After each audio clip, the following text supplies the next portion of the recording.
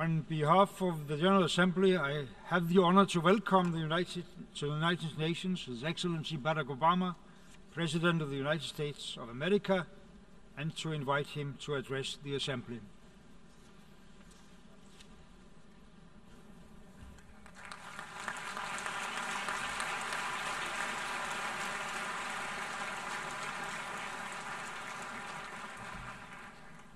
Mr. President, Mr. Secretary General, fellow delegates, ladies and gentlemen.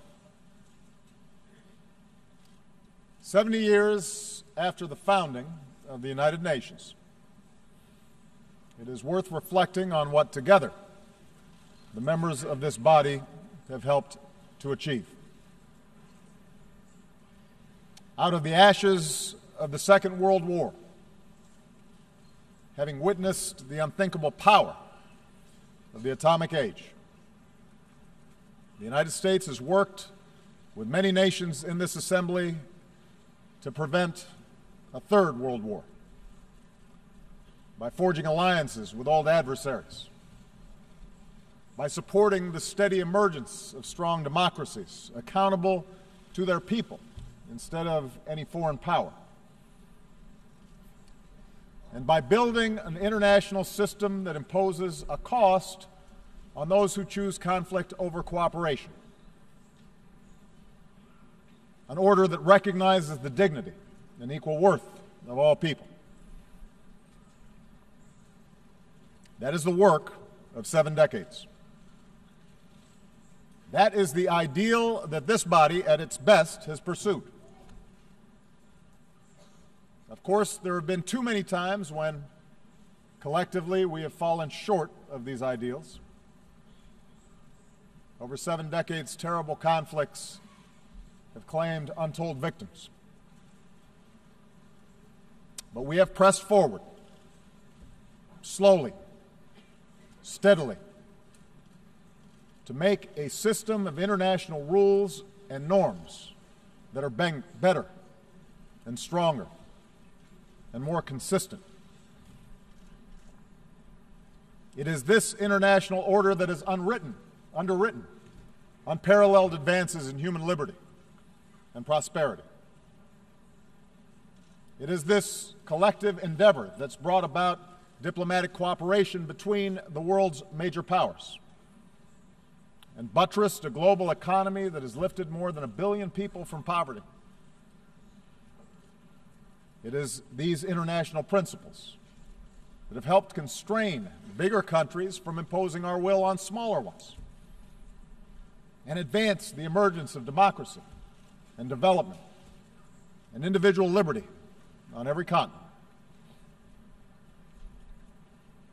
This progress is real. It can be documented in lives saved and agreements forged, in diseases conquered, and in mouths fed. And yet we come together today knowing that the march of human progress never travels in a straight line, that our work is far from complete, that dangerous currents risk pulling us back into a darker, more disordered world. Today we see the collapse of strong men and fragile states breeding conflict and driving innocent men, women, and children across borders on an epic scale. Brutal networks of terror have stepped into the vacuum. Technologies that empower individuals are now also exploited by those who spread disinformation or suppress dissent or radicalize our youth. Global capital flows have powered growth and investment, but also increased risk of contagion, weakened the bargaining power of workers, and accelerated inequality. How should we respond to these trends? There are those who argue that the ideals enshrined in the UN Charter are unachievable or out of date, a legacy of a post-war era not suited to our own. Effectively, they argue for a return to the rules that applied for most of human history and that predate this institution. The belief that power is a zero-sum game, that might makes right, that strong states must impose their will on weaker ones, that the rights of individuals don't matter, and that in a time of rapid change, order must be imposed by force.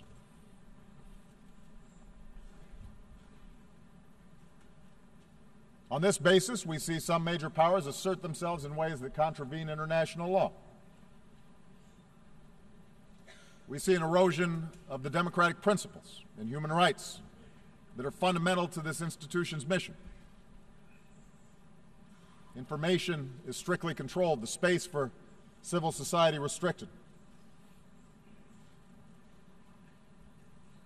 We're told that such retrenchment is required to beat back disorder, that it's the only way to stamp out terrorism or prevent foreign meddling. In accordance with this logic, we should support tyrants like Bashar al-Assad, who drops barrel bombs to massacre innocent children, because the alternative is surely worse.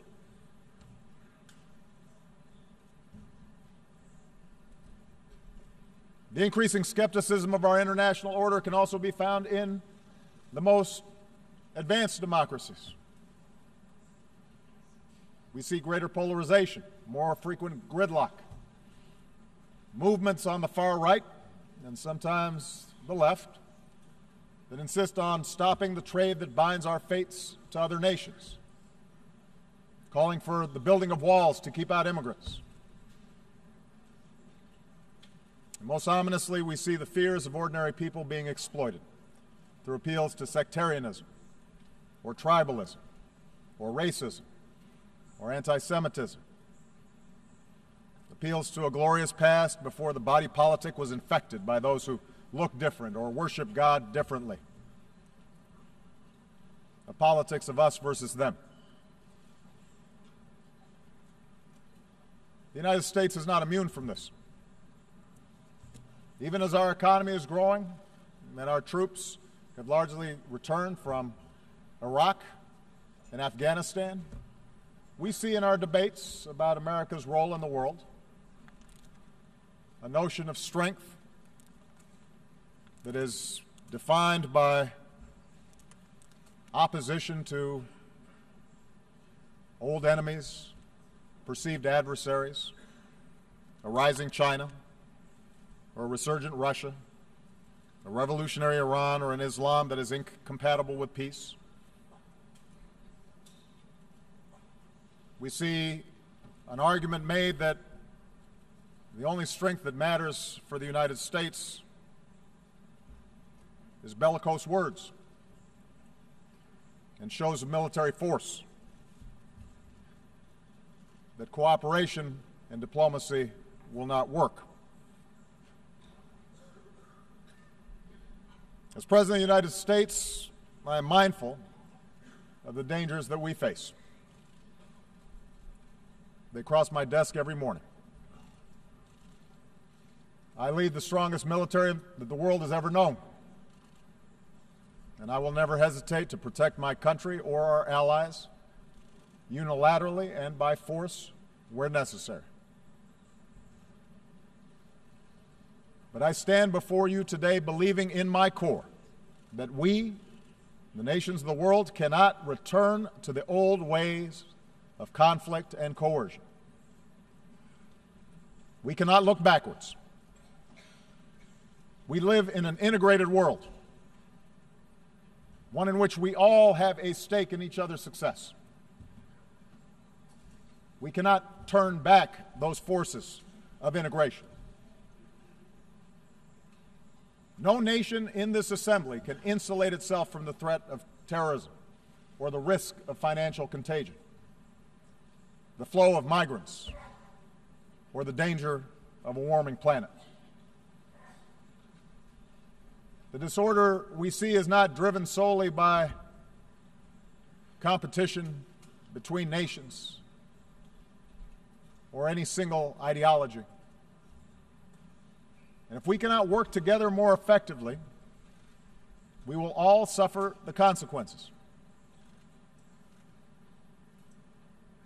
That is true for the United States as well. No matter how powerful our military, how strong our economy,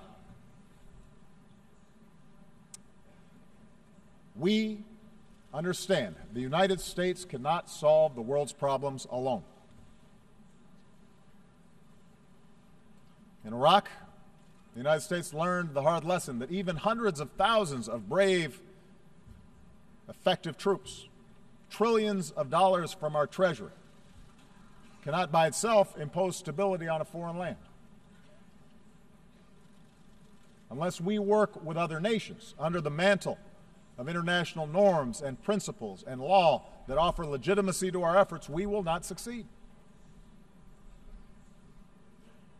And unless we work together to defeat the ideas that drive different communities in a country like Iraq into conflict, any order that our militaries can impose will be temporary.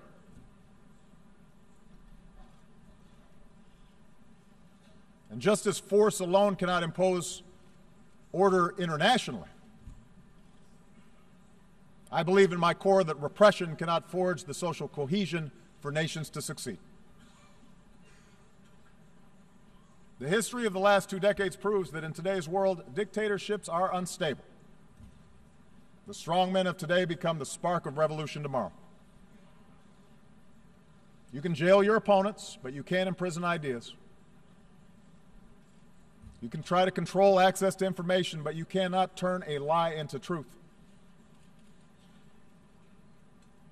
It is not a conspiracy of U.S.-backed NGOs that expose corruption and raise the expectations of people around the globe. It's technology, social media, and the irreducible desire of people everywhere to make their own choices about how they are governed.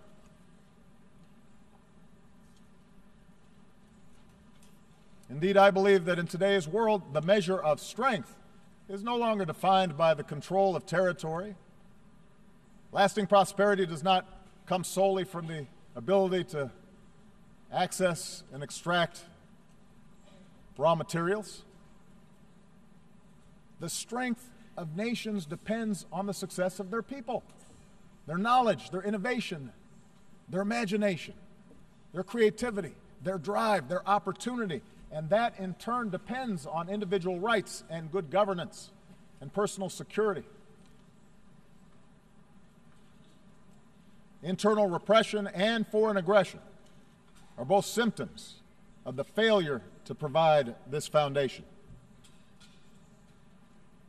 The politics of solidarity that depend on demonizing others, that draws on religious sectarianism or narrow tribalism or jingoism, may at times look like strength in the moment, but over time its weakness will be exposed.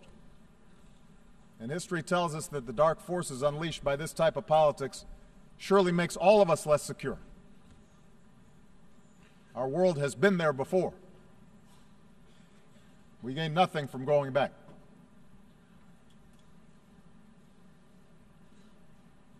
Instead, I believe that we must go forward in pursuit of our ideals, not abandon them at this critical time. We must give expression to our best hopes, not our deepest fears. This institution was founded because men and women who came before us had the foresight to know that our nations are more secure when we uphold basic laws and basic norms and pursue a path of cooperation over conflict. And strong nations, above all, have a responsibility to uphold this international order.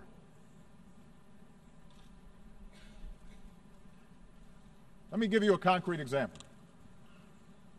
After I took office, I made clear that one of the principal achievements of this body, the nuclear non-proliferation regime, was endangered by Iran's violation of the NPT. On that basis, the Security Council tightened sanctions on the Iranian government, and many nations joined us to enforce them. Together we showed that laws and agreements mean something. But we also understood that the goal of sanctions was not simply to punish Iran. Our objective was to test whether Iran could change course, accept constraints, and allow the world to verify that its nuclear program will be peaceful.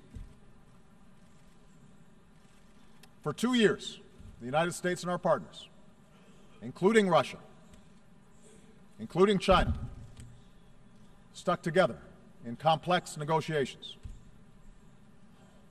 The result is a lasting, comprehensive deal that prevents Iran from obtaining a nuclear weapon while allowing it to access peaceful energy. And if this deal is fully implemented, the prohibition on nuclear weapons is strengthened, a potential war is averted, our world is safer. That is the strength of the international system when it works the way it should.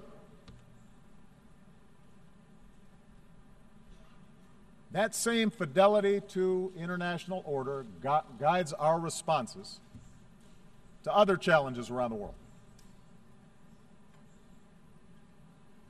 Consider Russia's annexation of Crimea and further aggression in eastern Ukraine. America has few economic interests in Ukraine. We recognize the deep and complex history between Russia and Ukraine. But we cannot stand by when the sovereignty and territorial integrity of a nation is flagrantly violated. If that happens without consequence in Ukraine, it could happen to any nation gathered here today. That's the basis of the sanctions that the United States and our partners impose on Russia. It's not a desire to return to a Cold War. Now, within Russia, state-controlled media may describe these events as an example of a resurgent Russia. A view shared, by the way, by a number of U.S. politicians and commentators who have always been deeply skeptical of Russia and seem to be convinced a new Cold War is, in fact, upon us. And yet, look at the results. The Ukrainian people are more interested than ever in aligning with Europe instead of Russia. Sanctions have led to capital flight, a contracting economy, a fall in ruble, and the emigration of more educated Russians. Imagine if instead Russia had engaged in true diplomacy and worked with Ukraine and the international community to ensure its interests were protected. That would be better for Ukraine, but also better for Russia and better for the world, which is why we continue to press for this crisis to be resolved in a way that allows a sovereign and democratic Ukraine to determine its future and control its territory. Not because we want to isolate Russia, we don't, but because we want a strong Russia that's invested in working with us to strengthen the international system as a whole.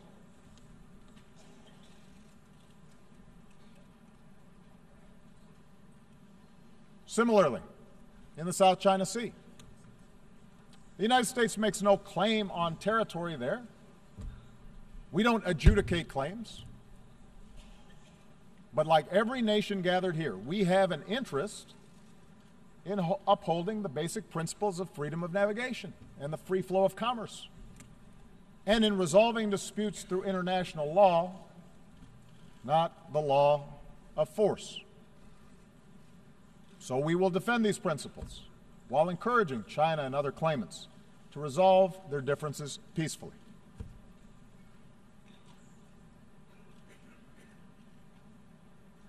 I say this recognizing that diplomacy is hard, that the outcomes are sometimes unsatisfying, that it's rarely politically popular. But I believe that leaders of large nations, in particular, have an obligation to take these risks, precisely because we are strong enough to protect our interests if and when diplomacy fails. I also believe that to move forward in this new era, we have to be strong enough to acknowledge when what you're doing is not working. For 50 years, the United States pursued a Cuba policy that failed to improve the lives of the Cuban people. We changed that. We continue to have differences with the Cuban government. We will continue to stand up for human rights, but we address these issues through diplomatic relations and increased commerce and people-to-people ties. As these contacts yield progress, I'm confident that our Congress will inevitably lift an embargo that should not be in place anymore.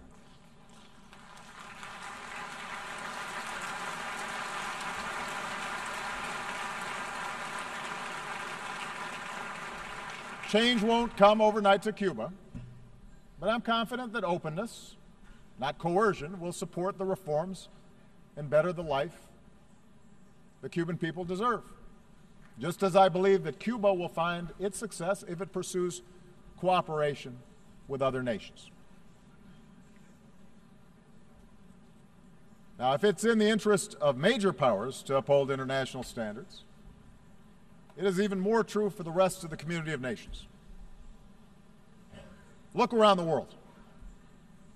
From Singapore to Colombia to Senegal, the facts show that nations succeed when they pursue an inclusive peace and prosperity within their borders and work cooperatively with countries beyond their borders.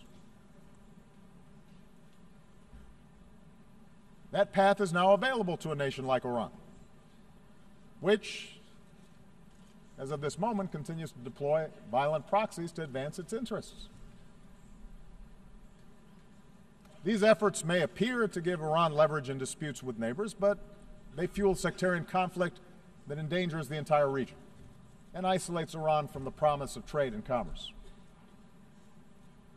The Iranian people have a proud history and are filled with extraordinary potential.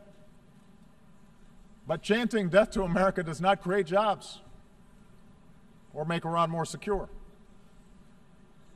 If Iran chooses a different path, that would be good for the security of the region, good for the Iranian people, and good for the world. Of course, around the globe, we will continue to be confronted with nations who reject these lessons of history, places where civil strife and border disputes and sectarian wars bring about terrorist enclaves and humanitarian disasters,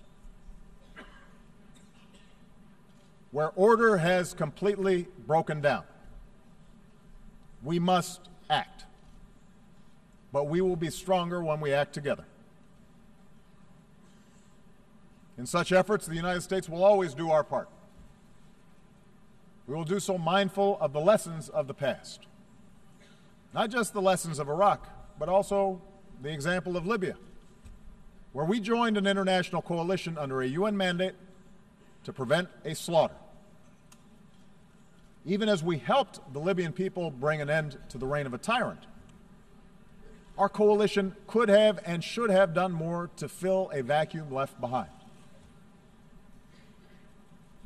We're grateful to the United Nations for its efforts to forge a unity government. We will help any legitimate Libyan government as it works to bring the country together. But we also have to recognize that we must work more effectively in the future as an international community to build capacity for states that are in distress before they collapse. And that's why we should celebrate the fact that later today, the United States will join with more than 50 countries to enlist new capabilities: infantry, intelligence, helicopters, hospitals, and tens of thousands of troops to strengthen United Nations peacekeeping.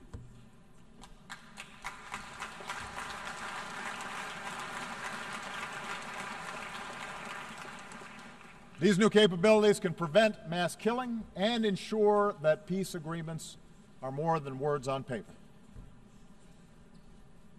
But we have to do it together. Together, we must strengthen our collective capacity to establish security where order has broken down and to support those who seek a just and lasting peace.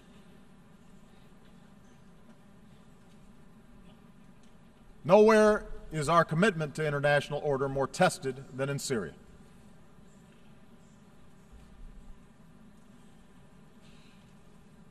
When a dictator slaughters tens of thousands of his own people, that is not just a matter of one nation's internal affairs. It breeds human suffering on an order of magnitude that affects us all. Likewise, when a terrorist group beheads captives, slaughters the innocent, and enslaves women, it's not a single nation's national security problem. That is an assault on all our humanity. I've said before, and I will repeat, there is no room for accommodating an apocalyptic cult like ISIL. And the United States makes no apology for using our military as part of a broad coalition to go after them. We do so with a determination to ensure that there will never be a safe haven for terrorists who carry out these crimes. And we have demonstrated over more than a decade of relentless pursuit of al-Qaeda. We will not be outlasted by extremists. But while military power is necessary, it is not sufficient to resolve the situation in Syria. Lasting stability can only take hold when the people of Syria forge an agreement to live together peacefully. The United States is prepared to work with any nation, including Russia and Iran, to resolve the conflict. But we must recognize that there cannot be, after so much bloodshed, so much carnage, a return to the pre-war status quo. Let's remember how this started. Assad reacted to peaceful protests by escalating repression and killing that in turn created the environment for the current strife. And so Assad and his allies can't simply pacify the broad majority of a population who've been brutalized by chemical weapons and indiscriminate bombing. Yes, realism dictates that compromise will be required to end the fighting and ultimately stamp out ISIL. But realism also requires a managed transition away from Assad and to a new leader, and an inclusive government that recognizes there must be an end to this chaos so that the Syrian people can begin to rebuild.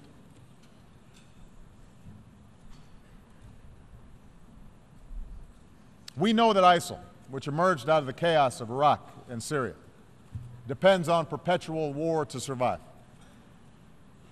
But we also know that they gain adherents because of a poisonous ideology. So part of our job together is to work to reject such extremism that infects too many of our young people. Part of that effort must be a continued rejection by Muslims of those who distort Islam to preach intolerance and promote violence. And it must also involve a rejection by non-Muslims of the ignorance that equates Islam with terror.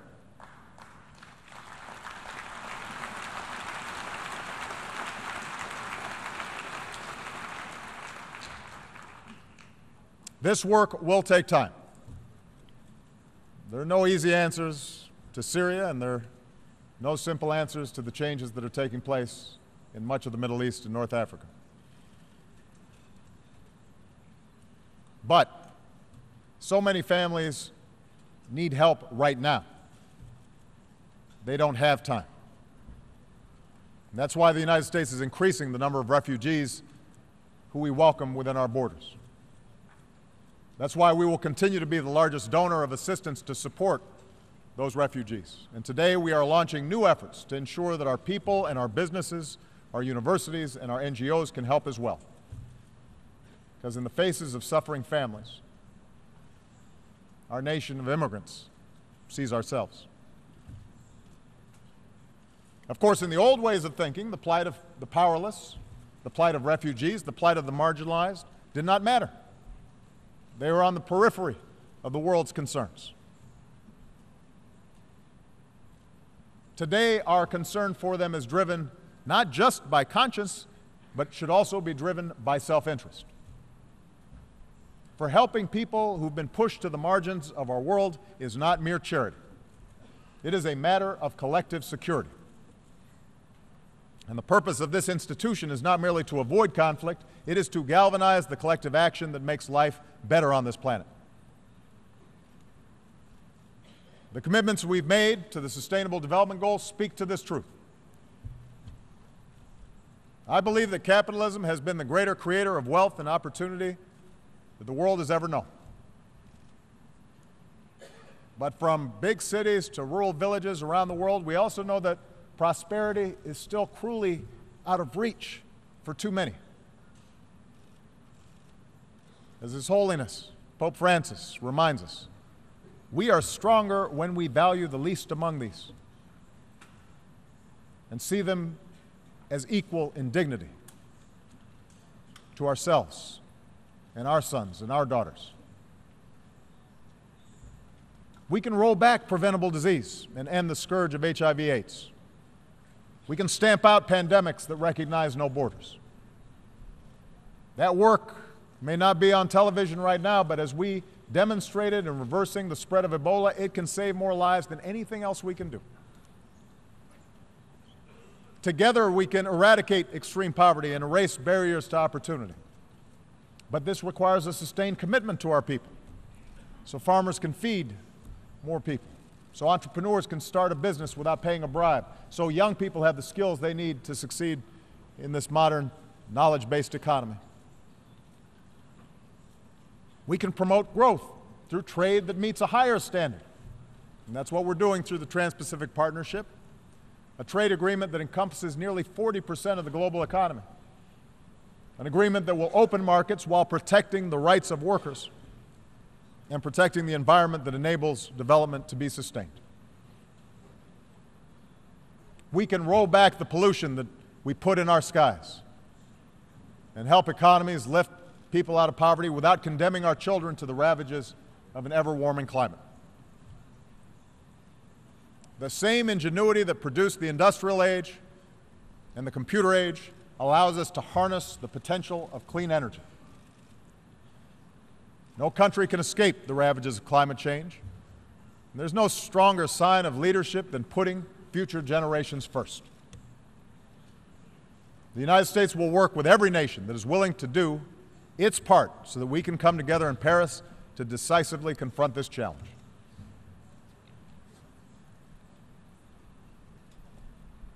And finally, our vision for the future of this assembly, my belief in moving forward rather than backwards, requires us to defend the democratic principles that allow societies to succeed. Let me start from a simple premise. Catastrophes like what we are seeing in Syria do not take place in countries where there is genuine democracy and respect for the universal values this institution is supposed to defend.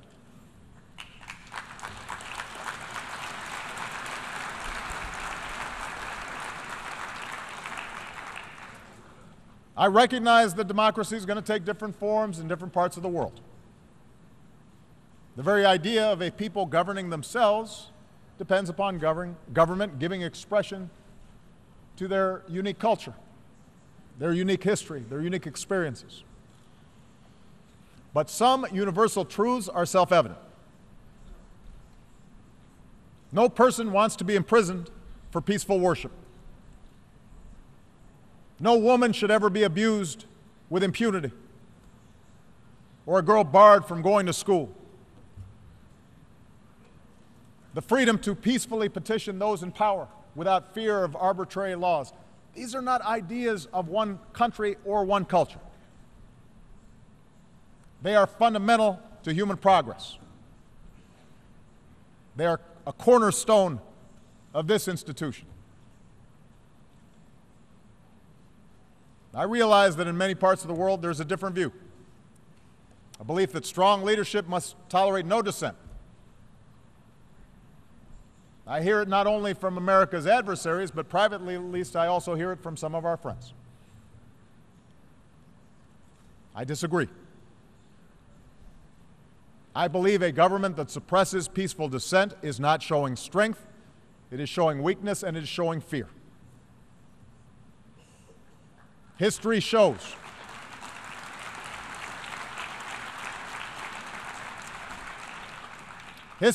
that regimes who fear their own people will eventually crumble. But strong institutions built on the consent of the governed endure long after any one individual is gone. That's why our strongest leaders, from George Washington to Nelson Mandela, have elevated the importance of building strong democratic institutions over a thirst for perpetual power. Leaders who amend constitutions to stay in office only acknowledge that they failed to build a successful country for their people, because none of us last forever.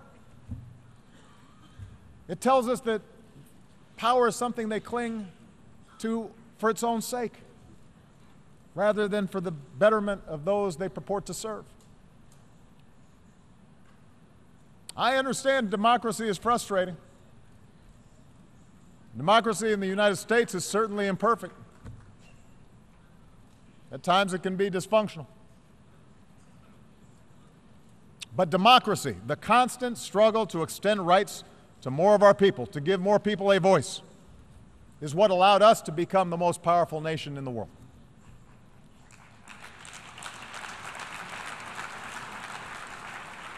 It's not simply a matter of principle. It's not an abstraction. Democracy, inclusive democracy, makes countries stronger.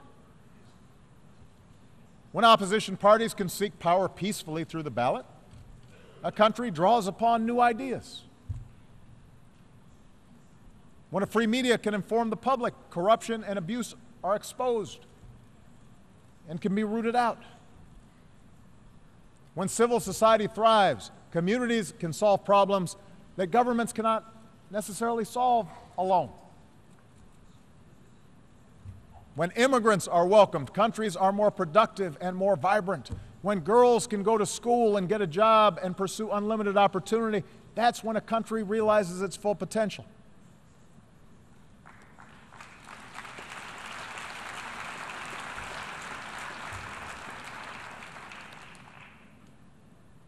That is what I believe is America's greatest strength. Not everybody in America agrees with me. That's part of democracy. I believe that the fact that you can walk the streets of this city right now and pass churches and synagogues and temples and mosques where people worship freely, the fact that our nation of immigrants mirrors the diversity of the world, you can find everybody from everywhere here in New York City.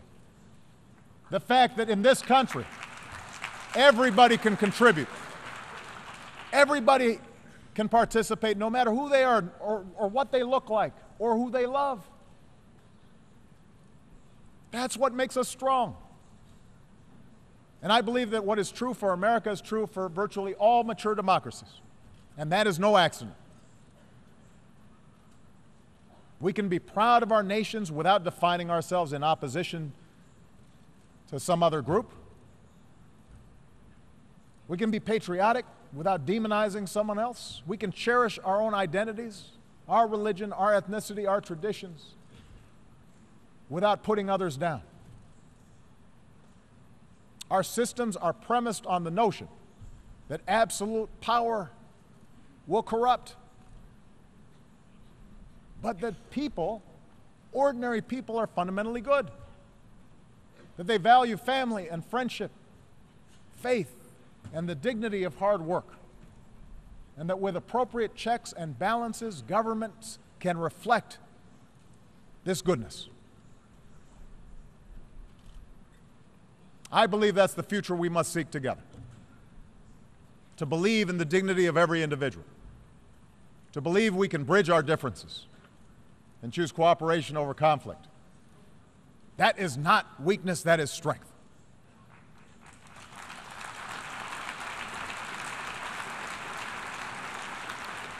It is a practical necessity in this interconnected world. And our people understand this. Think of the Liberian doctor who went door to door to search for Ebola cases and to tell families what to do if they show symptoms. Think of the Iranian shopkeeper who said after the nuclear deal, God willing, now we'll be able to offer many more goods at better prices. Think of the Americans who lowered the flag over our embassy in Havana in 1961, the year I was born, and returned this summer to raise that flag back up.